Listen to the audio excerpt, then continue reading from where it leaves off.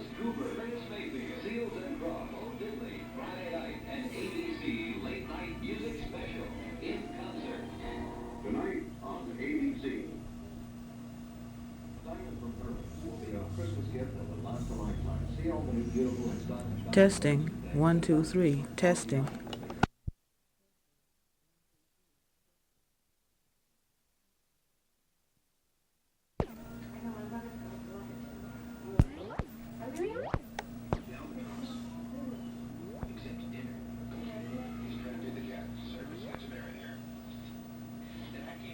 One, two, three.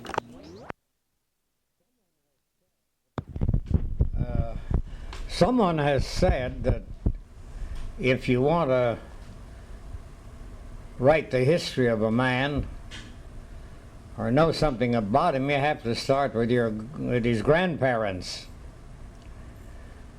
And in the history of Piney Woods School, it would have to start way back in 1840.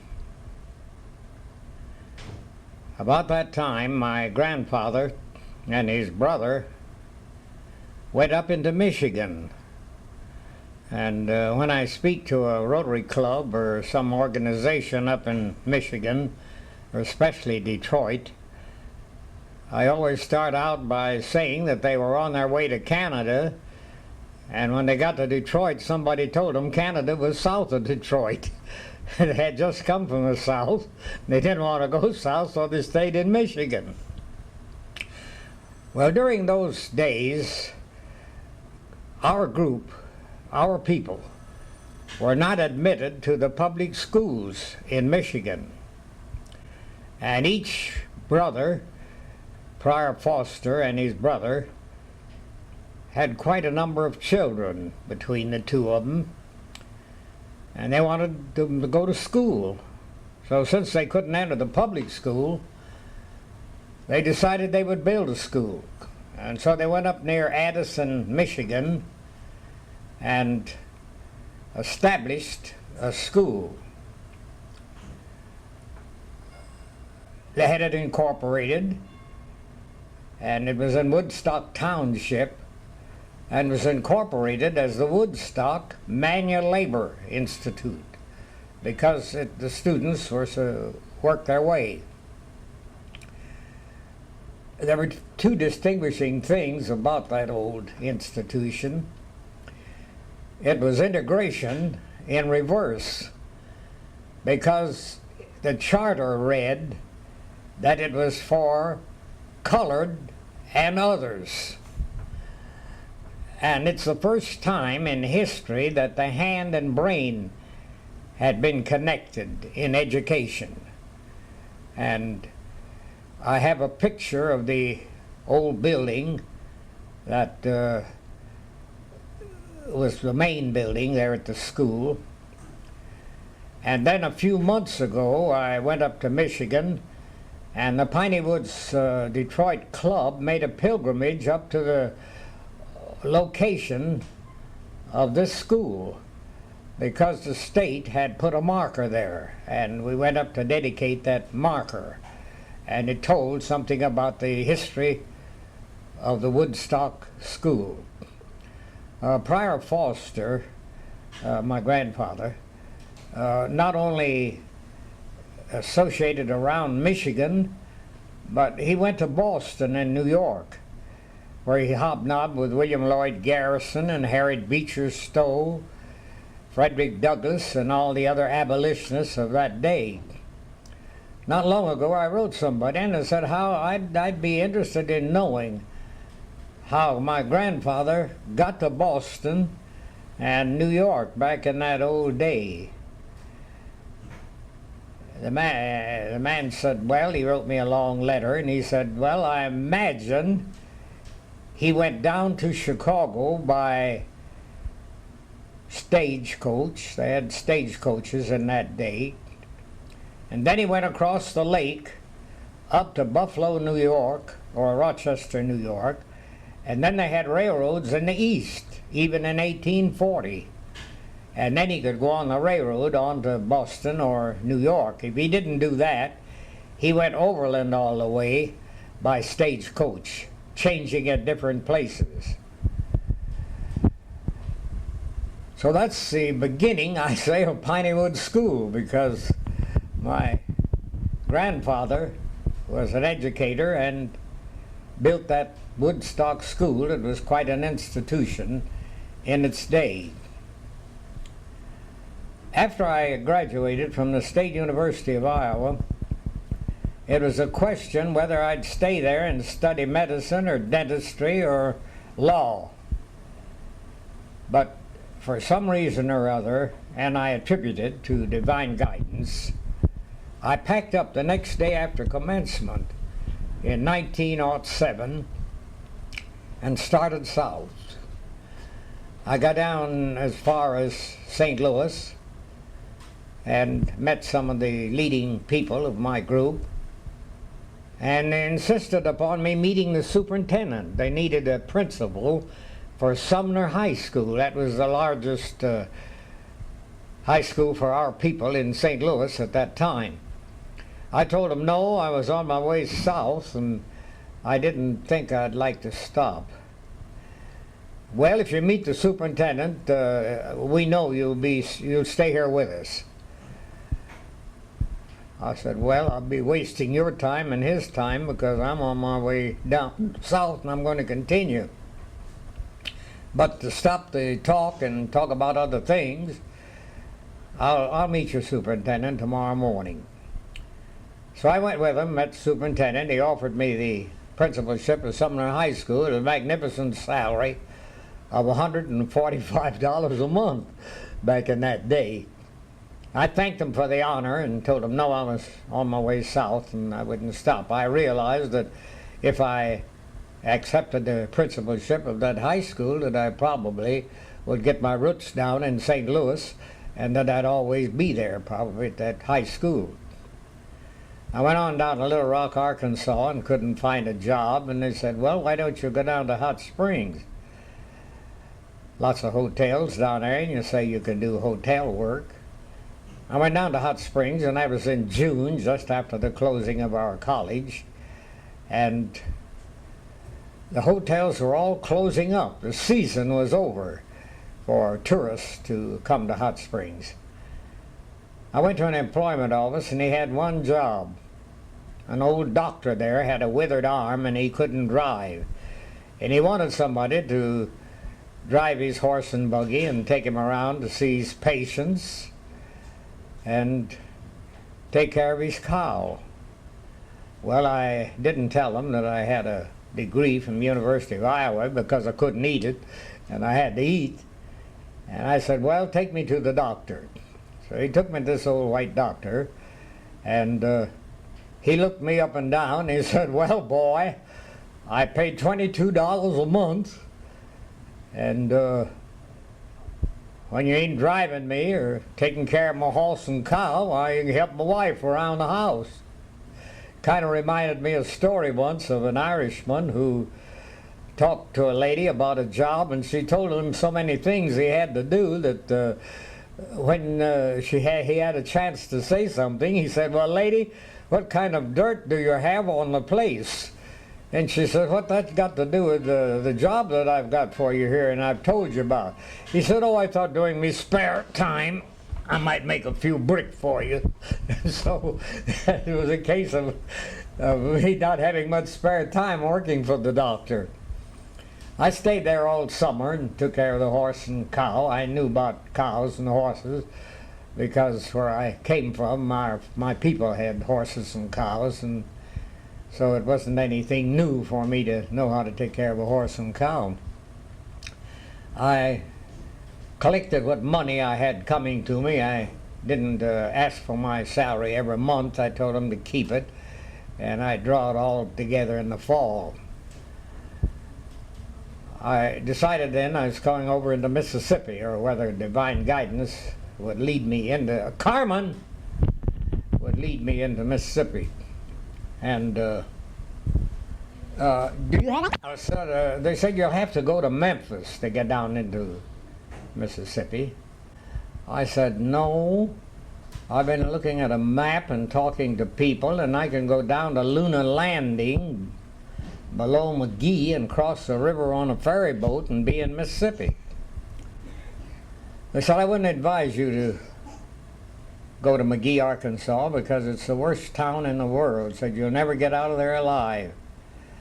I said, well, I'm not going to stop in McGee. I'm just going to pass through, going to Luna Landing. It's out from McGee. They said, it's even dangerous to go through McGee. I said, well, I'm going to take a chance on it. So I went down to McGee and over to Luna Landing and crossed the river to Greenville. Well, that was back in the days of peonage, long about 1907 and 8 and 9. And the papers were full of, in northern papers, full of discussion about peonage and how they were holding the colored people down in the South in half slavery. And I didn't know that on those great plantations up in the delta of Mississippi, which is the northwestern quarter of the state, I did not know that the colored people were not allowed hardly off of those plantations, and that they were kept in debt and had to stay on a plantation year after year. And that's what they call peonage, because they would keep them in debt and they'd have to stay on the same plantation. They couldn't go away. Well, I walked out on a plantation, and I didn't know that strangers were not allowed on those big plantations, and it wasn't long before a great big red-faced white man with a big gun strapped on him, sitting on a big horse, pulled up and wanted to know with an oath what I was doing on that plantation.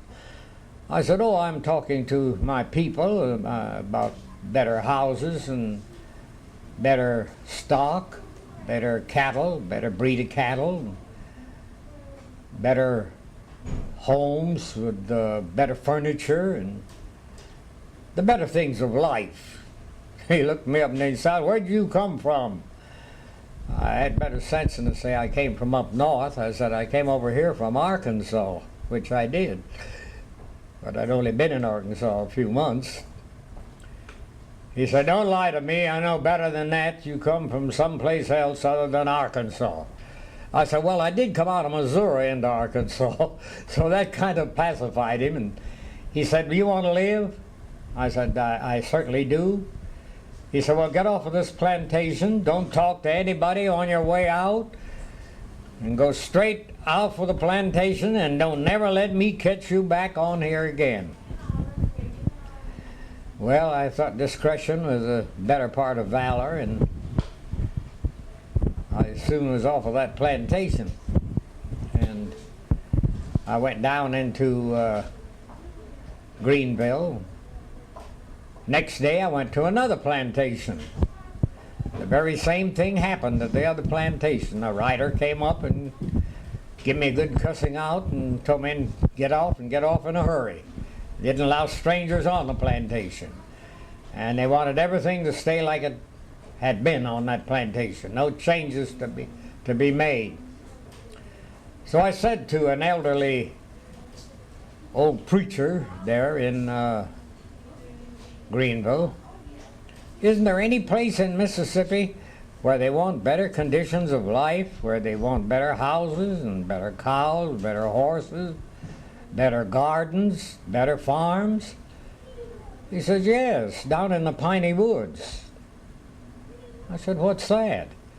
He said, well, that's where the pine trees grow. The long-leaf yellow pine trees all grow there. I said, where is it? Any place south of Jackson. He said, you'll be in the Piney Woods. Well, how do you get to Jackson from here? Well, he said, there's a bus out there, stage, as they called it back in that day, and you can get on the stage and get down there.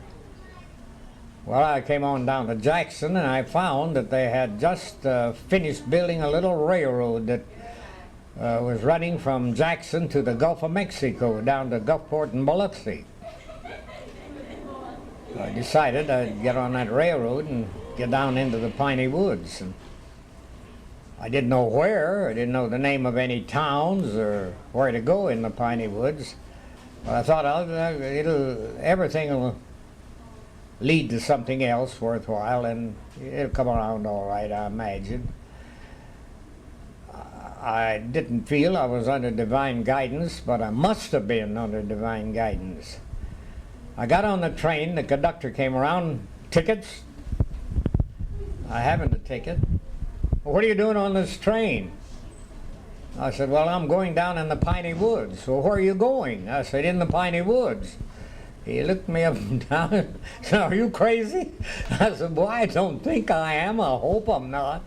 But I'd just like to get in the Piney Woods. I said, I don't know anything about the country down here, and I was told that it'd be a good place for me to go in the Piney Woods. And he kept looking at me and said, well, there must be something wrong with you. I said, well, I have enough money to pay you for the ticket, and if you'll tell me when I get in the Piney Woods, I'll be glad to pay you. And we got down to this little town of Delo and Braxton and Mendenhall, and he came around and said, you're in the Piney Woods now. I said, well, how much do I owe you? And I think at that time it was probably 40, 45 cents, something like that. And I took the money and paid him, and train stopped, first stop it made then in the Piney Woods. I got off down here and went out and got acquainted with some of the folks and found a place where I could stay overnight. And then I began to get acquainted with the people and found that just as that old preacher had said up in the Delta, that the folks down here liked churches and they had conventions and met yearly with their different organizations, and that they wanted the better things of life, he said, in the Piney Woods, white and colored. So I found that he was correct, that they did want the better things of life, yeah, in Piney Woods. So I began to wander around and go out to church with the people. At that time there wasn't even a flashlight down in this part of the country. If you wanted to go to church at night or a meeting of any kind, you went by the light of a pine torch. Now, a pine torch is a few slivers of pine cut off of what they call fat pine. It has rosin and turpentine in it, and you put one piece that blackens on the outside. The carbon doesn't burn, just blackens. Two pieces that just blackens on the outside, but three pieces creates an air pocket, and you can put three pieces of pine together, about a foot long or 12 or 14 inches, hold it up in the air and that pine torch will burn. And you can go 3 or 4 miles with a pine torch. And if you were passing different farms on the way to a church or a meeting, you picked up different people as you went along, and the tallest guy always held the torch up and everybody followed him. So it was kind of a pioneer situation. And I liked it down here because they had the great open fireplaces, and they burned pine knots and pine logs on the fire, and you could roast sweet potatoes in the fire and peanuts and things of that kind, sit around by the light of the fire at night, and it was just a good healthy condition down here in those days. And if the housewife wanted to cook at night, there was no electric lights, of course. She just turned the skillet upside down, shaved off a few pieces of pine, put on the skillet and light them, and made a light. You could read by it there in the house or cook the evening meal by it, the light that was on the skillet upside down. And so I liked and then the people were very friendly, very lovely, gracious people down here, and I enjoyed being here in the Piney Woods. And I like to walk through the woods. Up where I'm sitting now in a building, it was all trees, nothing but woods. And I like to wander around through the woods. And one day, I happened upon this place where Piney Woods is located now. There was an old tumble-down log cabin there on the place, and in front of it was a very beautiful cedar tree. While Joyce Kilmer had not written these poems about he had never seen anything as lovely as a tree, how it raised its leafy arms in prayer, and only God can make a tree. He hadn't made that poem at that time, but in my heart and mind was the same thoughts about trees, and I enjoyed sitting under the cedar tree and looking at the sheep running out of the old tumble-down log cabin, because a drove of wild sheep had taken possession of it, and there was a spring of water nearby, sparkling, clear, lovely water, and you could kneel down and quench your thirst on hot days with that out of that spring. The natives never would have shown me this place, so I know it was divine guidance. They would have said, why take him up there to show him that old throwed-away place? That was the native terminology for an old abandoned farm, an old throwed-away place. And they just said, what does he want to see that old log cabin for, and sheep in there? And so they never would have told me it was up here. So in wandering around through the woods, divine guidance led me to this old cabin. I'd sit under the tree, read my Bible, read my magazines and papers that were 2 or 3 months old, and just feel good with the fresh air of the Piney Woods and that beautiful old cedar tree and that spring of water and the log cabin, and think about the days when people lived in it and what did they think about and what was on their minds and what heartaches did they have, and what did they want to do, and what would they have done if they'd had the opportunity, and think along those lines I would there sitting under the tree. And one day a boy came by who couldn't read nor write. I asked him, did he want to learn to read? He said he did. I said, well, I don't seem to be operating under my own steam, and I knew he wouldn't understand divine guidance, so I just said I wasn't operating under my own steam, and I didn't know how long I'd be here, and I might take a notion of leave tomorrow or the next day, but as long as I was in this section of the country, I would be up every day at this tree, and if he'd come up, I'd try to help him to read. So he started coming up, and we started to try to learn to read. Well, about that time, the little children on all the farms that surrounded here heard there was a funny-looking guy up under the tree with long hair. My hair was almost to my shoulder at that time. I think I was the first hippie in this part of the country. And I just didn't have the money to spend to get a haircut. And then I'd have to go to Jackson to get it, and that was a long way off. So it caused me to be a hippie at that time, the first hippie around here. Well, they heard this queer-looking fellow with the long hair and the funny voice was up under the tree. And so they'd come up and sit around on the ground between the cabin and the tree and sing the old Negro spirituals for me, and I'd talk to them about up north and about my school up there and about the education and what it would do for them and things of that kind. So finally, we started having a little spelling class. And when they get through with the young man, and they couldn't spell beyond the first grade, any of them. One day it started to rain, and I looked over at the cabin, and they had a good laugh. They couldn't understand why I was looking at that old cabin, but they knew I had queer notions to them. And I said, well, I'm going to whitewash it inside and outside. And on rainy days, we can go in there and have class. So, what's whitewash? I said, well, we'll cross that bridge when we get to it. So the next day, I went down to Braxton, and out of the few cents that I had, and little money I had, a couple of dollars maybe, 2 or 3, I bought some lime and a brush and a bucket, and taught them how to whitewash that cabin inside and outside. And we got some logs and rolled them in there, and on rainy days we'd go in the log cabin. That was the first school building. And then I began to get people interested around. I started talking to a white man who had a sawmill up where my dairy barn is located now and where my cattle are. And he was the only white man that understood that I wanted to do something, and that what I wanted to do was something practical. And so he kind of held the rest of them in check.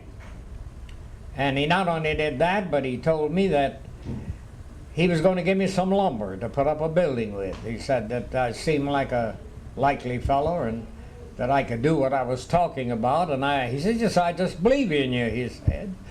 And I'm going to give you 10,000 feet of lumber. And I'm going to haul it over there and put it on your place so you can put up a building.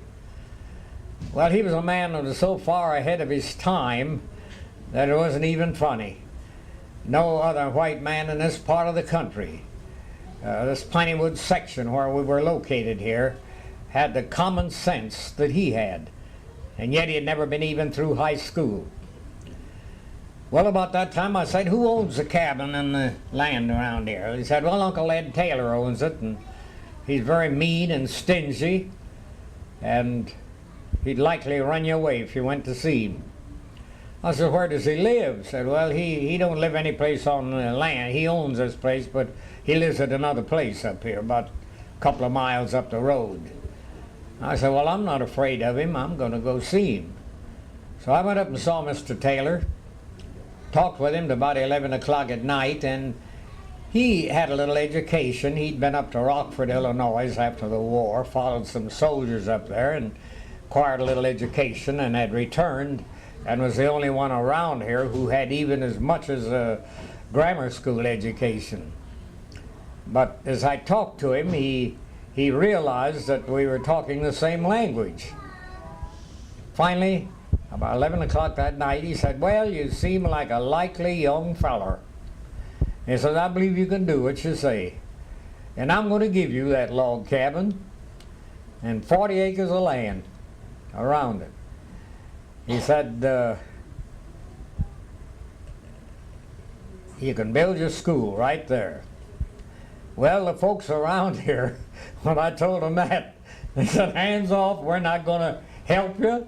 We're not going to have anything to do with it. If Uncle Ed Taylor said he's going to do that, there's a trick in it, and he's going to take it away from you. I said, how can he take it away from me if he makes a deed? I don't care. You don't know Uncle Ed.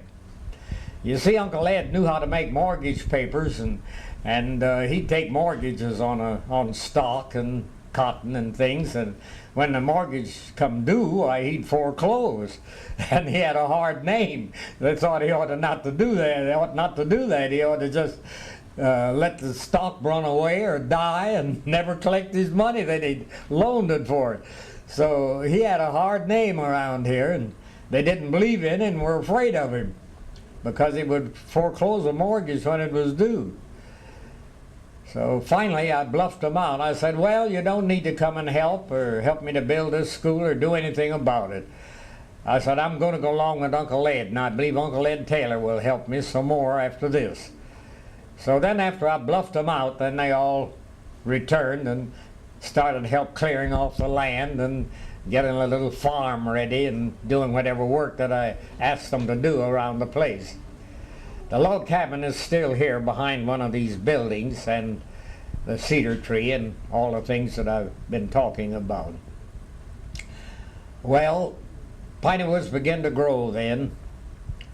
After we put up that first building, they called it the college. It wasn't even a high school.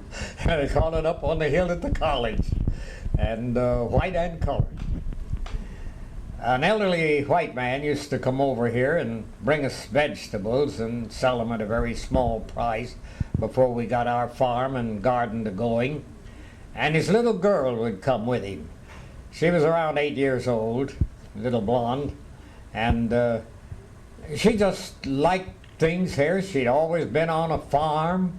She'd never seen anything but farm work, didn't know anything about even except the little villages around here where there was nothing but stores. But it fascinated her to see the people that's so busy here. Everybody was doing something, clearing the land, getting the bushes and stuff off of it, and putting up that building, and doing different things, working and carrying water. And it was all fascinating to her, and she wanted to write something. And then she grew up and got through grammar school and high school, and she'd continue to come over here with her father every once in a while, or with friends. And she got into high school and then finished college, And she didn't have time in high school, didn't have time in college. And then she married a Methodist minister, and of course she didn't have time. And she went on with the Methodist minister, and finally they grew old and retired and went down to Lakeland, Florida. And he passed, and when he passed, she came back here to Piney Woods and spent 3 weeks there on the grounds and got herself up to date on things and wrote the first book about Piney Woods and named her book Miracle in Mississippi, because she said this was just a miracle to the people around here as well as to her.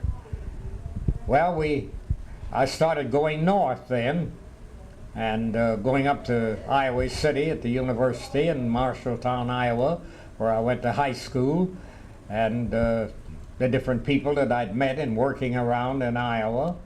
And